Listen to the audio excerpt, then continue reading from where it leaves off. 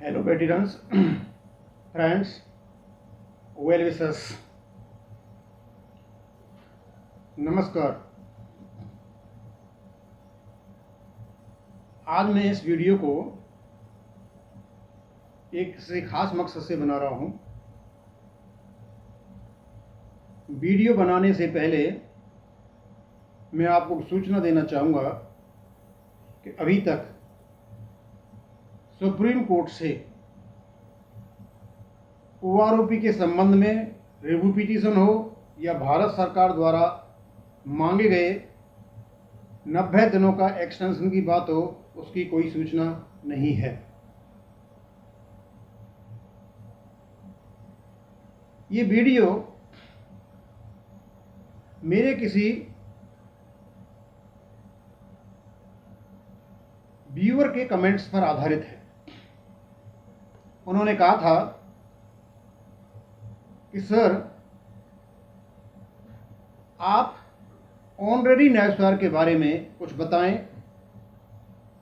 उनका प्रॉपर भुगतान नहीं हो रहा है, उसके ऊपर कुछ प्रकाश डालें।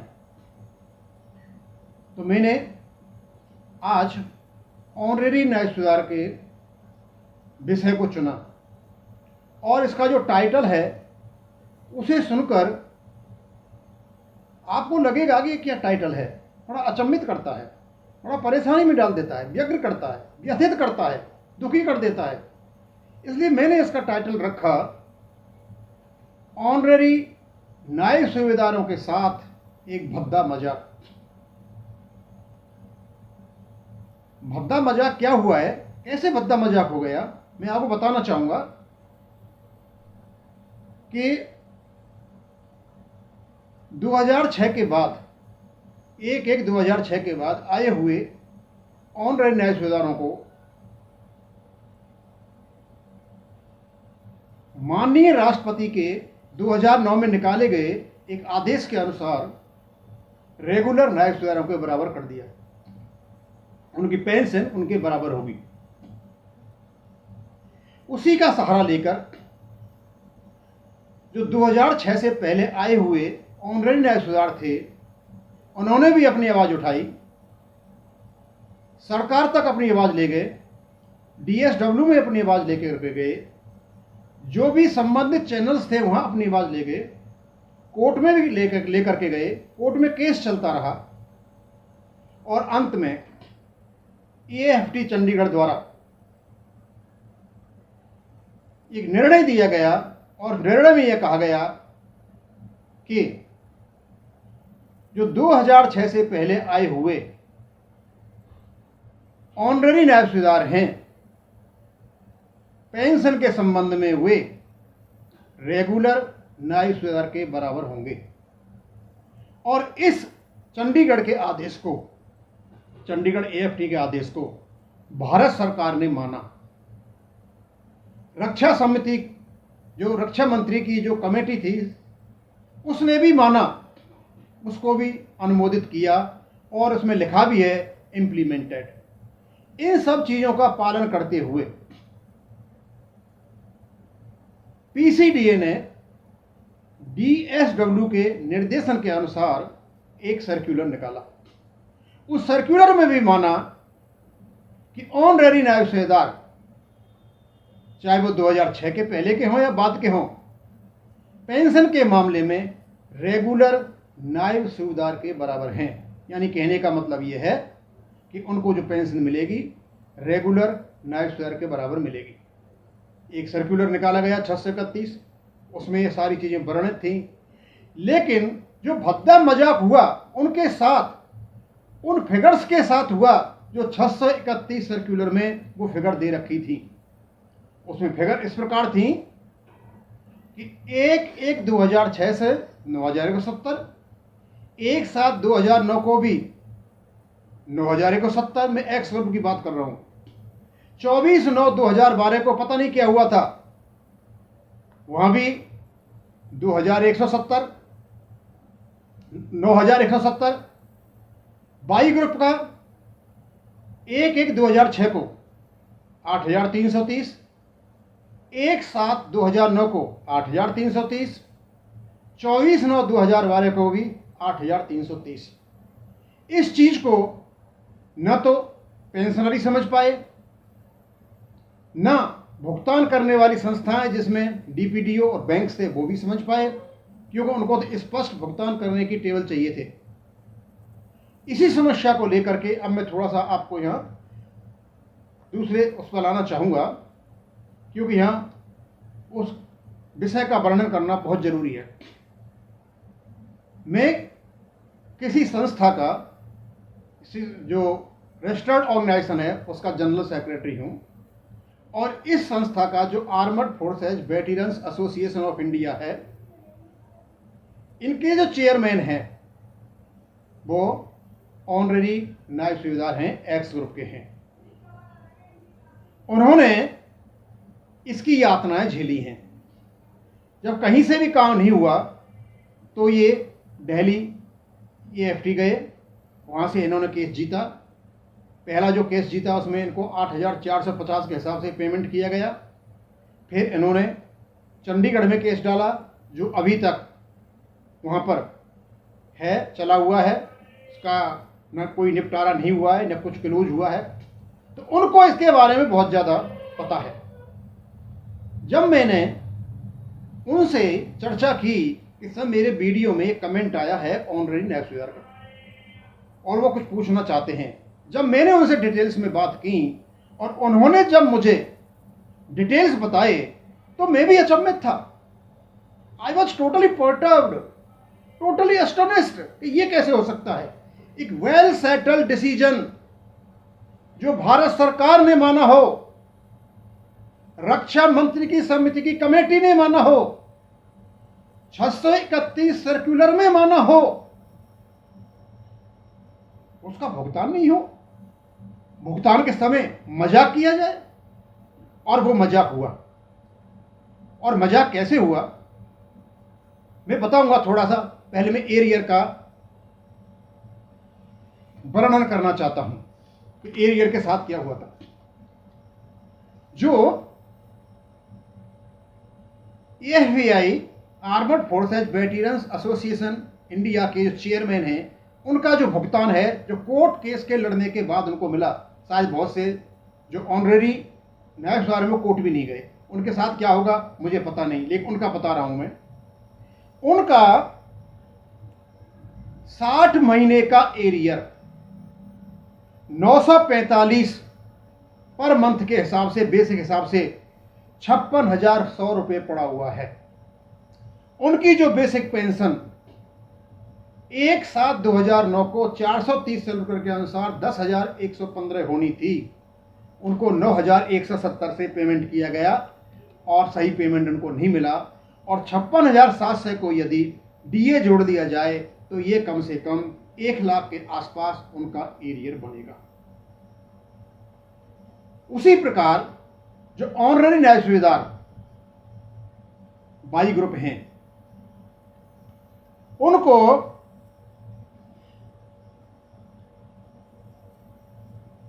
1/7/2009 में 9,382 मिलने थे, उनको भुगतान हुआ 8,330 से।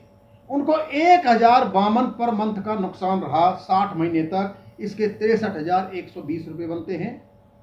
उनको फिर जबरदस्त नुकसान OROP में किया। पता नहीं इन्होंने बेचारों ने क्या खराब किया था भारत सरकार के साथ, DSW के साथ, PCDA के साथ, DSW के साथ, तोड़ दिया इनको बेचारों को। इनकी फिगर थी 9,429, इनको दिया गया 8,425। यहां भी उनको 8 साल से, यानी 2014 से लेकर के आज तक 1,004 रुपये पर मंथ का नुकसान चल रहा है। 8 साल हो गए, 96 महीने हो गए। इनका जो एरियर बेसिक पे बनता है वो बनता है 96,384 और टोटल इनका बनता है 1,59,504, लगभग 1,60,000। यदि इसमें DA जोड़ दिया जाए तो कम से कम इनका 2,60,000 का एरियर बनता है। ये क्रूर मजाक नहीं है तो हम इसे और क्या कहेंगे। हमने फरवरी 2020 में इन सब चीजों को लेकर DSW को लेटर लिखा कि आपका जो 631 सर्कुलर निकला है वो गलत है, वो इस प्रकार होना चाहिए। आज तक कोई भी कार्रवाई नहीं हुई, सब आंख बंद करके पड़े हुए हैं। उसके बाद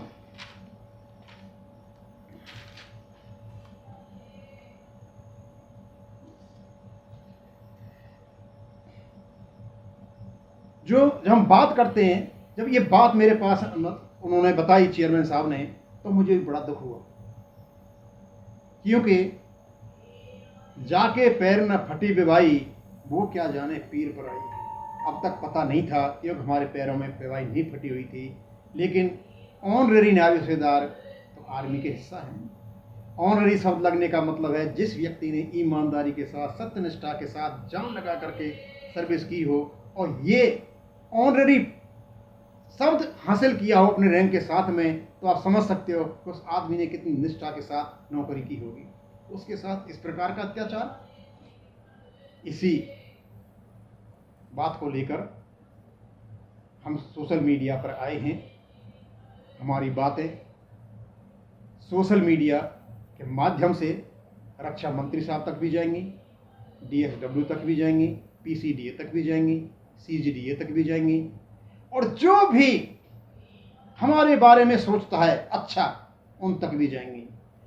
और साथ साथ हम जंतर मंतर पर बैठे हुए हमारे जो भूतपूर्व सैनिक हैं, जो एक नॉन इश्यू को लेकर के OROP को 3 साल से ज़्यादा अटका रखा है, उनसे भी अनुरोध करते हैं कि यदि आप हमारे बारे में सोचते हैं, भूतपूर्व सैनिकों के बारे में सोचते हैं, तो इस मुद्दे को हमने जो आज उठाया है, आप इसे DSW और रक्षा मंत्री या भारत सरकार के पास लेकर के चलो।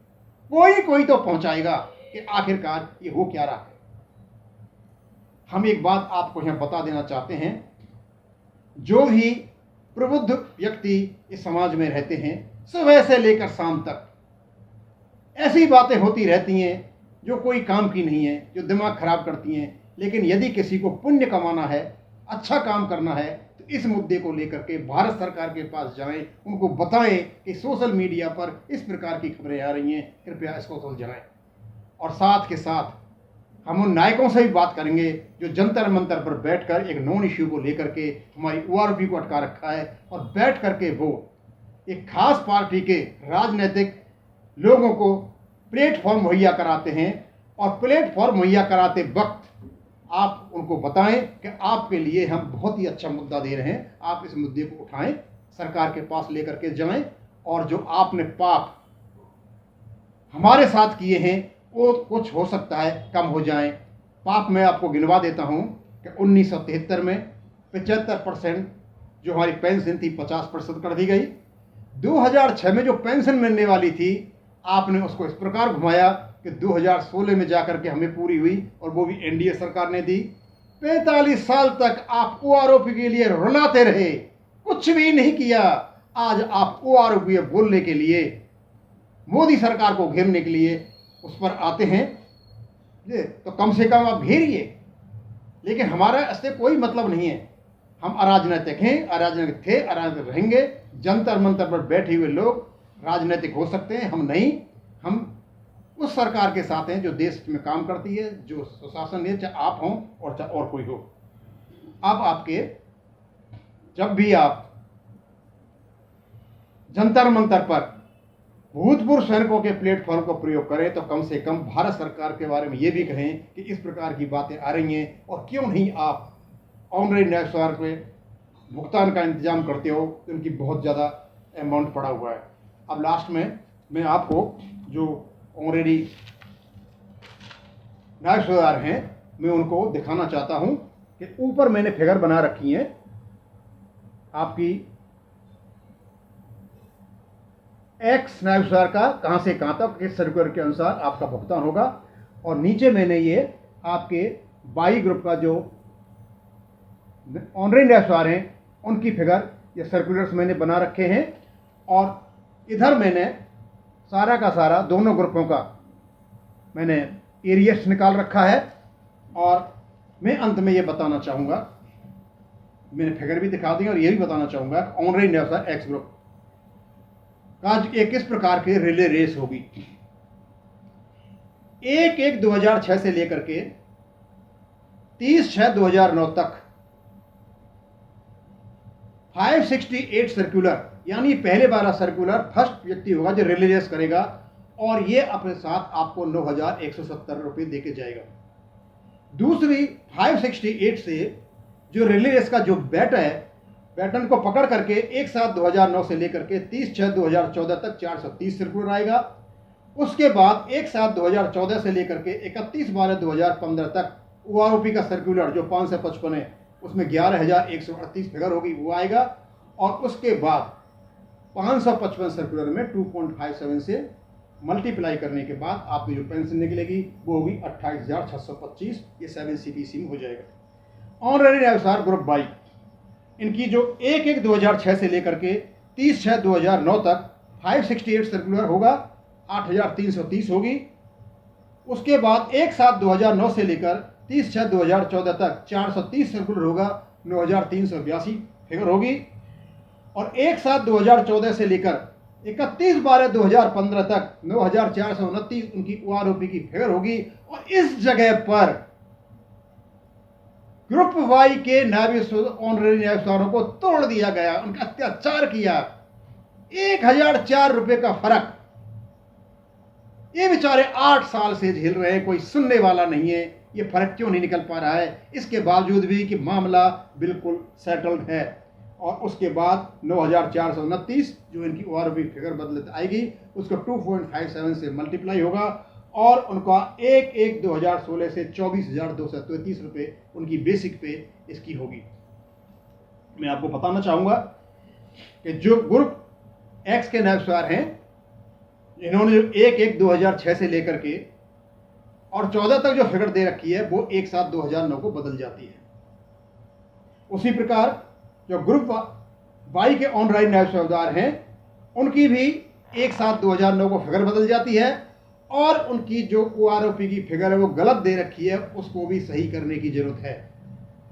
अतः हम जो भी प्रभावित व्यक्ति हैं उनसे अनुरोध करते हैं, आपके पास आपको क्या मिला है कोई भी सूचना नहीं होगी।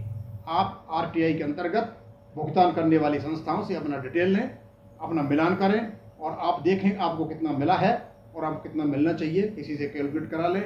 और भी आपको जानकारी लेनी है तो जो संबंधित व्यक्ति है जिसने केस लड़ा है वो हैं armoured forces veterans association of India के चेयरमैन, उनसे आप बात कर सकते हैं। मैं उनका नंबर यहाँ नहीं देना चाहूँगा क्योंकि मैंने उनसे परमिशन नहीं ली है। कमेंट दे करके आप उनका नंबर ले सकते हैं, उनसे बात कर सकते हैं, और वो आपकी पूर्ण रूप से सहायता करेंगे। और हमने हर व्यक्ति को इस क्षेत्र में बहुत ज़्यादा सहायता की है, क्योंकि ऑनरेरी नायब का भी हमने सहायता की है।